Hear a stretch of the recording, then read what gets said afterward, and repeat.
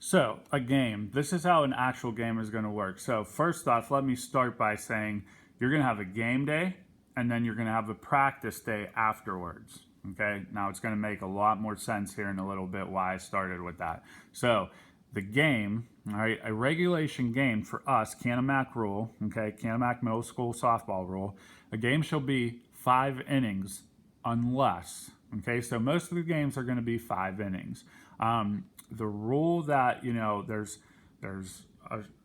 not enough time to finish. That's why we have a practice day after. So if your game doesn't finish, you're going to be allowed to resume where you guys left off the day before. So game practice, okay, is a week.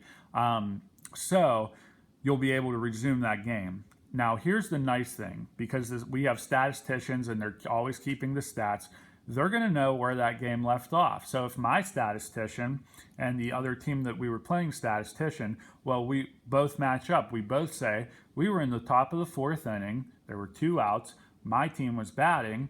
Okay, we're going to resume from that spot. Both of the statisticians' stat sheet should say that. Okay, so you're going to be able to resume right from there. You're going to have your lineup with you, so you know who is up next, who's in order. Okay, so not too bad. So that's how the game kind of works. Now, a game shall be 5 innings unless, okay, so there's an unless to it, the game is extended because of the score. So it's the 5th inning, okay, and the score is tied. It's the bottom of the 5th. We just got our 3rd out, and the score is 4-4. Well, that game's going to keep on going. If you need the next day, you're going to use it. You won't get to practice, but you're going to use it, instead of practicing that day, it'll be, another game, or a continuation of that game from yesterday. I mean, if that game does end, then your team can go straight into practice after that. So, if the game is shortened, it is because of two ways. Okay. Now, I know whenever we didn't, everyone didn't get their 5 innings in, and everyone was upset.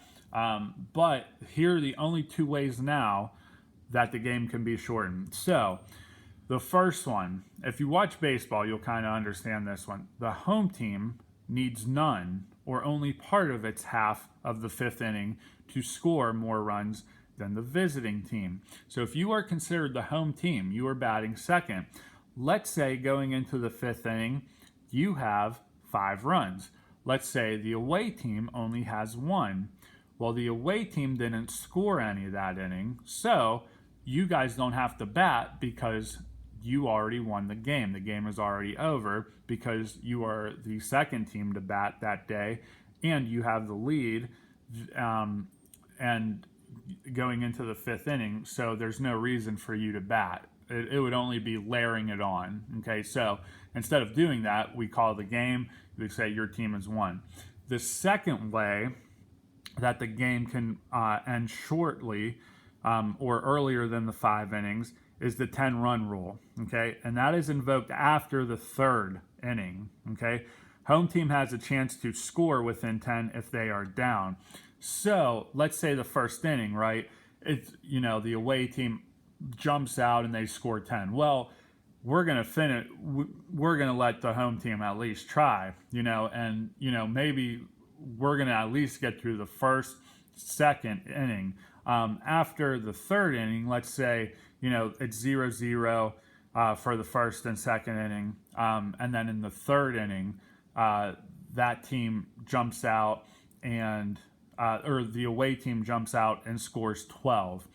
Well, we're going to give the home team in the 3rd inning still a chance. So we want to finish a full inning. So if it's after the 3rd inning, so a complete third, so the away team is batted, the home team is batted, and the score is greater than 10 anyway, home in favor of the home team or in favor of the away team, then that game is going to end. Okay, so you got to keep it within 10 after the 3rd inning. So those 3 innings have to be played, so it's all good.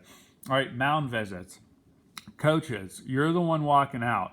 You can bring the catcher in to talk to the pitcher if you want, but you don't have to. It could be one-on-one, or it could be the catcher in with you. You only get 3 per game, okay? You only get 3 per game. And that's if And that's no matter what. If you're pulling a pitcher, if you're putting in someone new, if you're a new pitcher, you think you want to talk to him, but you've already used your 3 visits, it's too tough. All right. If you want to make a pull, you can pull them right from the dugout if you've already used your 3. All right. So that is what it is. So you only get 3 mound visits per game. So use them wisely. 3 outs per inning.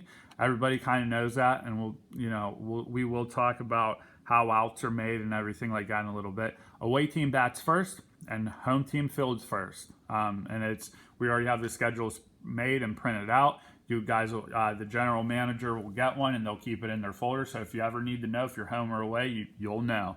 All right. If you have any questions about that, like I said, pregame, let us know.